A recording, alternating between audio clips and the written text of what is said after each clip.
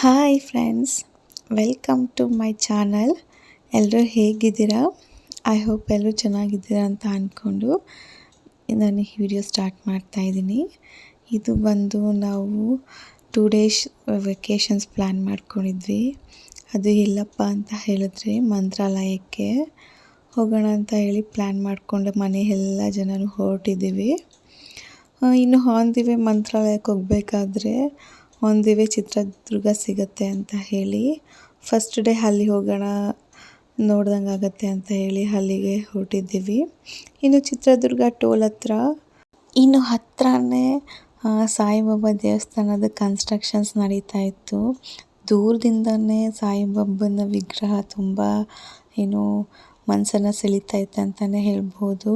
ಇಷ್ಟಪಟ್ಟು ಅಲ್ಲಿಗೂ ಕೂಡ ಹೋಗೋಣ ಅಂತ ಹೇಳಿ ದೇವಸ್ಥಾನಕ್ಕೆ ಹೊರಟಿದ್ವಿ.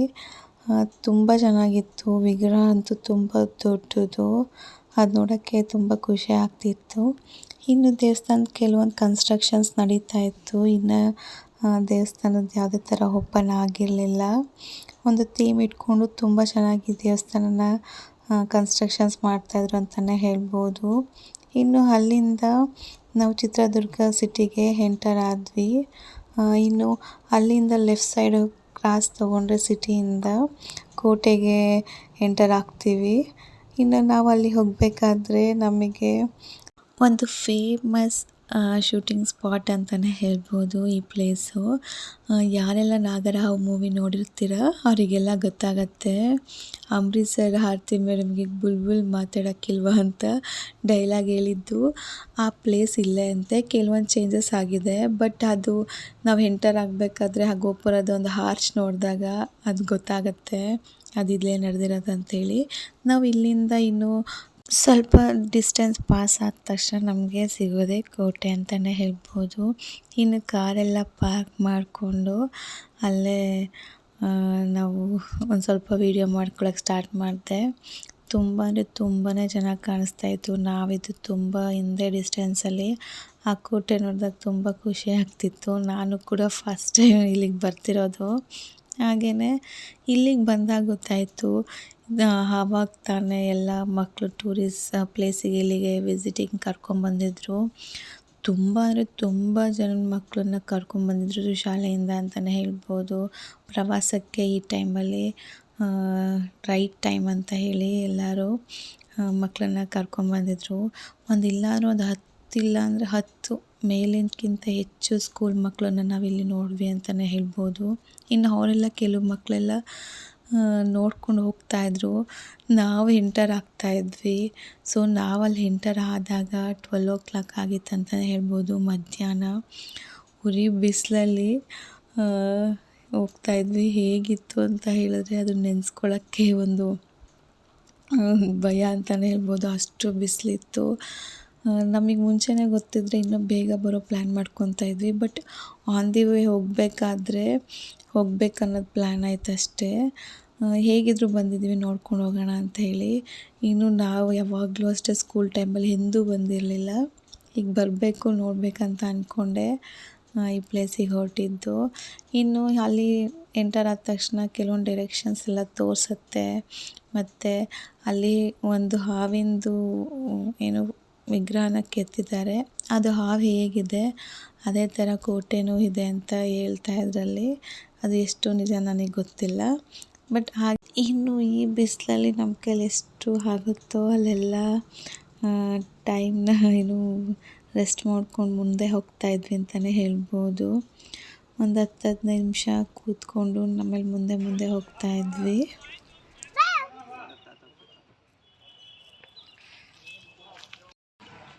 ಏನು ಹೇಳಿ ಸರ್, ನಾವೆಲ್ಲಿಗೆ ಬಂದಿರೋ ಕ್ರಿಶೋ? ಎಲ್ಲಿಗೆ ಹೇಳು?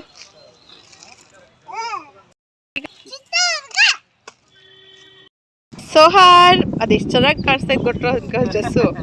ಮುದ್ದ ಚೋಟು ಇಲ್ಲಿ ನೋಡಿ ಚೋಟು. ಇನ್ನು ಪಾಪು ಅಂತೂ ಎಲ್ಲೂ ಅವನು ಕೂತ್ಕೊತಾ ಇರಲ್ಲ, ರೆಸ್ಟ್ ಮಾಡ್ತಾನೆ ಇರಲಿಲ್ಲ. ಅವನ ಪಾಡಿಗೆ ಅವನು ಎಲ್ಲ ಕಡೆ ಒಡ್ಡಾಡ್ಕೊಂಡು ಹೋಗ್ತಾ ಇದ್ದ ಅಂತಲೇ ಹೇಳ್ಬೋದು. ಇನ್ನು ನಾವು ಅವನಿಂದ ಹೋಗ್ತಾನೆ ಅಂಥೇಳಿ ನಾವು ಸ್ವಲ್ಪ ಹೊತ್ತು ಕೂತಿದ್ದು ಅವನೆಲ್ಲ ಹೋಗ್ತಾನೆ ಹಂಗೆ ಹೊರಡ್ತಾ ಇದ್ವಿ. ಇನ್ನು ನಾವು ಹೋಗೋ ಪ್ರತಿಯೊಂದು ವೇಯಲ್ಲೂ ಡಿರೆಕ್ಷನ್ಸ್ ತೋರಿಸಿದ್ರು, ಇಲ್ಲೋದ್ರೆ ಯಾವ ಜಾಗ ಸಿಗುತ್ತೆ, ಇನ್ನು ಬಂದರೆ ಯಾವ ಜಾಗ ಸಿಗುತ್ತೆ ಅಂತೇಳಿ. ಇನ್ನು ನಾನು ಇಲ್ಲಿ ತೋರಿಸ್ತಿರೋ ಪ್ಲೇಸ್ ಬಂದು ಎಣ್ಣೆ ಕೊಳ ಅಂತ. ನೋಡೋಕ್ಕೆ ಬಂಡೆಯಲ್ಲಿ ಕೆಳಗಡೆ ಕೊರ್ದಿ ಗುಹೆ ಥರ ಇತ್ತು. ಅದ್ರ ಒಳಗಡೆ ನೋಡೋಕ್ಕೆ ಅಂತ ಹೋದರೆ ಸ್ವಲ್ಪ ಭಯನೇ ಆಗ್ತಾಯಿತ್ತು ಅಂತಲೇ ಹೇಳ್ಬೋದು. ಗುಹೆ ಥರ ಏನಂದರೆ ಏನೂ ಇಲ್ಲ, ಬಟ್ ಅದು ಗುಹೆ ಎಷ್ಟು ಭಯ ಆಗ್ತಿತ್ತಂತಂದರೆ. ಇನ್ನು ನಾವು ಇಲ್ಲಿಂದ ಬಂದಿರೋ ನೆಕ್ಸ್ಟ್ ಪ್ಲೇಸ್ ಅಂತಂದರೆ ಬನಶಂಕರಿ ದೇವಸ್ಥಾನ. ಇಲ್ಲಿ 2 ದೇವರು ಪೂಜೆ ಮಾಡ್ತಾರೆ. ಇದು ಕೂಡ ಅಷ್ಟೇ ಬಂಡೆ ಕೆಳಗಡೆ ದೇವಸ್ಥಾನ ನಿರ್ಮಿಸಿರೋದು. ಹಾಗೆ ನಾವಿಲ್ಲಿ ದೇವಸ್ಥಾನಕ್ಕೆ ಹೋಗಬೇಕಾದ್ರೆ ನಿಮಗೆ ಗೈಡೆನ್ಸ್ ಏನಾದರೂ ಬೇಕಾ ಅಂತ ಕೇಳ್ತಾಯಿದ್ರು.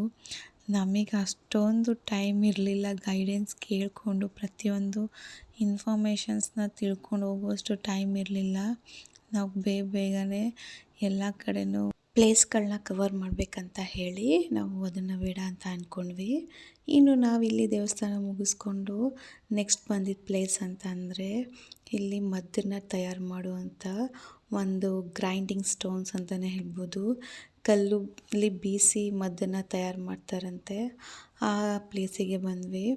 ಇದು ನೋಡ್ಬೋದು ಎಷ್ಟು ದೊಡ್ಡದಾಗಿದೆ ಅಂತ ಹೇಳಿ. ಇಲ್ಲಿ ನೋಡೋದಕ್ಕಿಂತ ರಿಯಲಾಗಿ ನೋಡಿದಾಗ ತುಂಬ ಅಂದರೆ ತುಂಬ ದೊಡ್ಡದಾಗಿ ಕಾಣಿಸುತ್ತೆ. ಆಗಿನ ಕಾಲದಲ್ಲಿ ಬೀಸು ಕಲ್ಲುಗಳು ಇಟ್ಕೋತಾ ಇದ್ರಲ್ಲ, ಅದೇ ಥರ ಇದು ಇರೋದು.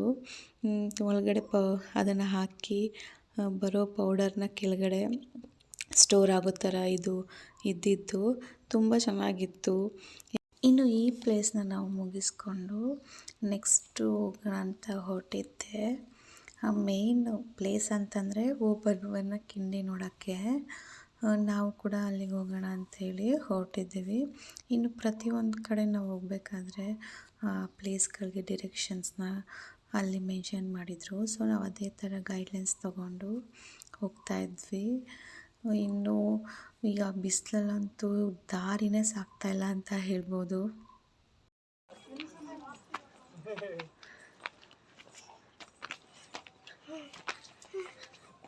ಬಾಯ್ ಬಾಯ್ ಬಾಯ್ ಬಾಯ್ bye hi.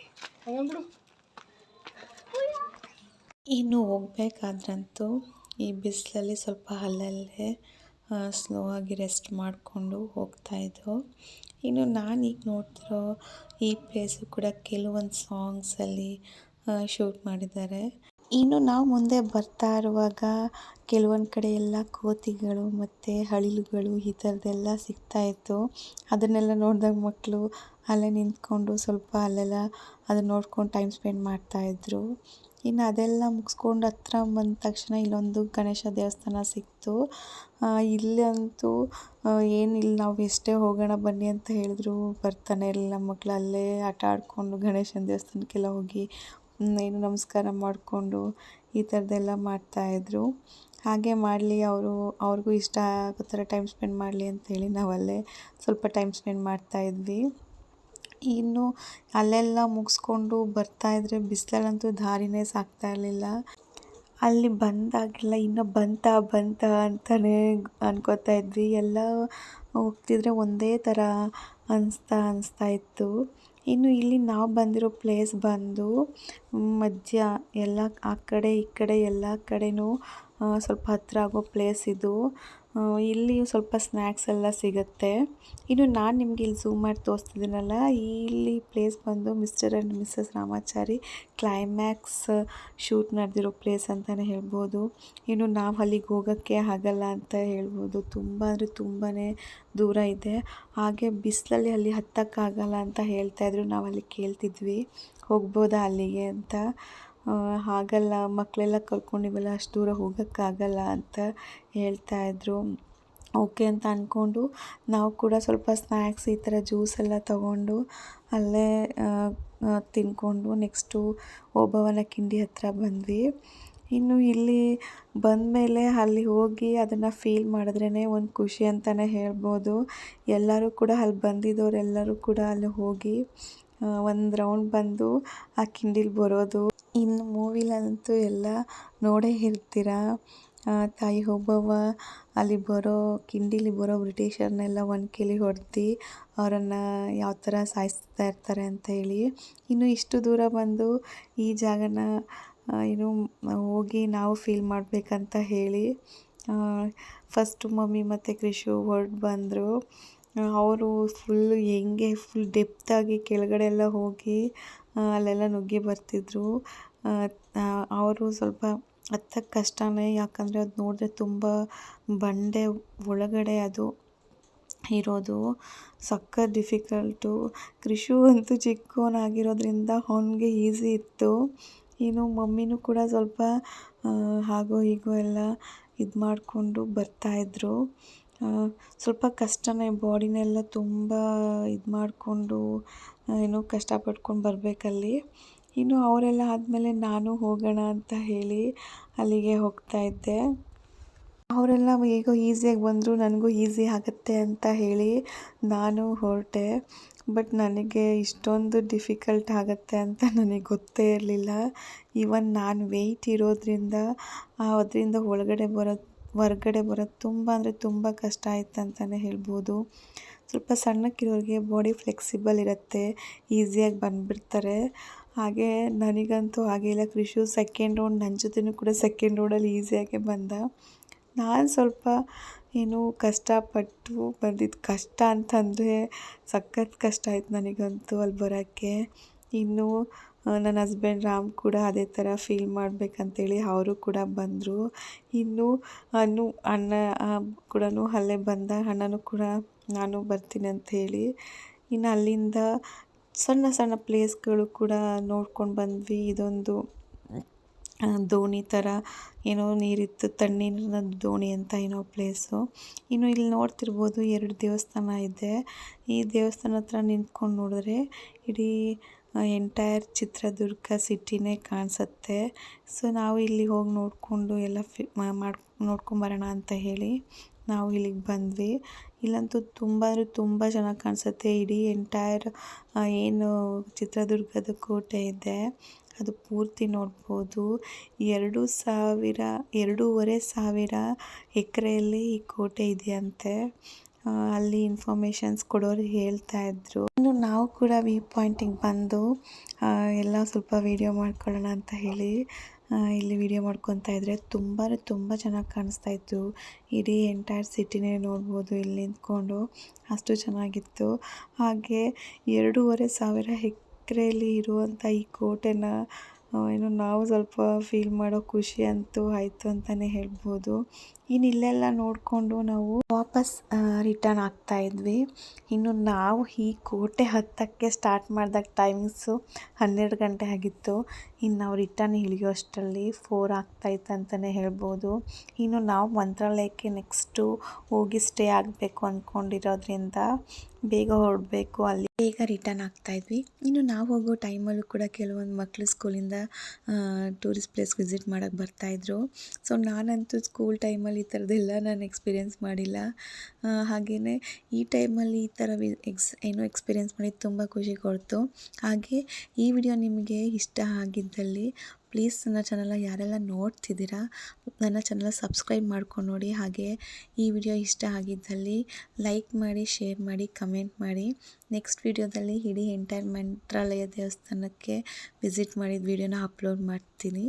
Thank you so much watching my video. Next ವಿಡಿಯೋದಲ್ಲಿ ಸಿಗೋಣ. ಬಾಯ್.